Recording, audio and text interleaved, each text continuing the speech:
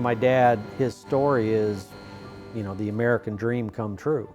He started out by himself. It was his dream, his vision. It catapulted the company off into the stratosphere, and kind of handed it off to the boys, and it's been ours to kind of work and continue that journey. Decided one day that I thought this would be an opportunity. I built a boat in the basement.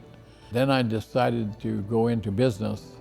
And so my wife says, "What are you going to do for money?" And I says, "Well, I don't know." I says, "I was thinking about it, and I think we could sell the house." So that's what I started with, $5,000. He was an early pioneer in composites and was already experimenting with composites in '57. We lived right above the shops. They would do their day jobs. They would put Bob and I to bed, and then they would go back downstairs and work in the shop. Well, once in a while, us boys would sneak downstairs and watch. Dad would do varnishing, and we would watch Mother do the upholstery. And so you learn very quickly that this is more than just a job. There's a passion here. I think the big transition for me was going from wood to fiberglass. And I made my first fiberglass boat in about 1958. And 59, I made the first all fiberglass boat with the color already impregnated in. In 1962, I had an all black 16-foot fiberglass boat with a red leather interior and setting on some white shag carpet at the Navy Pier. And it was a hit of the show. And so I ceased all wood production that year and devoted all my time to fiberglass. My first memory of Tiara would be when Dad said, "We're going to start a new company." That's my first memory of then sitting down at the table and having a conversation about how things were going to change. I remember sitting at the dining room table with my parents, having a discussion about what are we going to call this company? What are we going to call our power boats? I remember the discussion. My dad said, "I want something that emulates the top. That's what I want to be known for. That's what I want our product to be known for." And here we are, 50 years later, and that's exactly what we're considered. We're part of that top echelon. We fight hard for that. We work hard for that. I think it was my father's commitment to quality, the thing that has been from the very, very beginning. Quality that was built deep, deep, deep inside the boat. I think that was special. I think that's there today. And to me, the reason I like manufacturing is there's a tremendous group of people making the products that we sell as Tiara.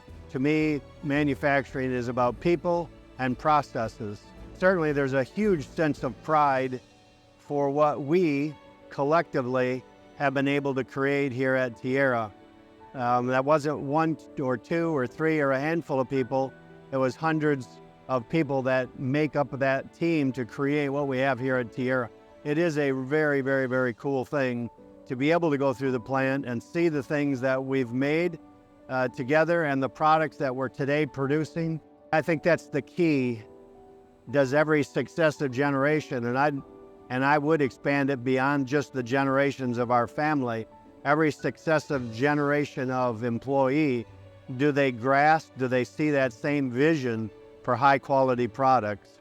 I have always felt that was the important thing to make people feel that they're a part of the company and part of the family. And I think that a lot of the employees felt that because we've tried to make everyone feel like they're a part of the business, and they are. I believe our boys, our third generation, Kelly, Tim, and Alex, I think they do. I think they have been around it enough that it's inside of them as well, that they strive for that same thing in our products. It's cool to be a part of the company where those values are they're beyond just our family, though. Right. This is the big, it's the big picture. It's where the whole, everyone embraces them. right, and that's set in place for us, and that's something that we had the pleasure of walking into and watching and kind of having it be built for us to enter. So that's been really special to be here and be a part of that. I think the other things that I'm super proud of, I'm proud to be able to, you know, work with the next generation. The next generation is different. They're unique. They didn't have the same experiences that I had or that my brothers had when we were growing up. Our work experiences have been way different. But again, different in maybe an appropriate way. The third gen has got a huge responsibility as we look forward to the future, the complexity of business and the complexity of what manufacturing actually entails in the future versus what it was. That's a big thing. I think they've prepared us well in the context of they've allowed us to grow, use the skills that we have, and really begin to grow the company in our own way, even today. It's very, very difficult to actually imagine what 50 years from now looks like. But I think staying true to your principles, staying true to your values, staying true to what the company really is originally all about, I think that's the part that I would encourage, you know, our family, encourage our leaders to make sure that that remains the focal point. I look at it as sometimes overwhelming based on where we've been for the past 50 years. A lot of change has taken place, and I can only imagine the amount of change that we'll go through in the next 50 years. That's awesome and yet daunting at the same time. I'm very blessed, I would say, being able to do it with my brother and cousin going forward. I think that's the best part of it, is be able to continue to do it with family.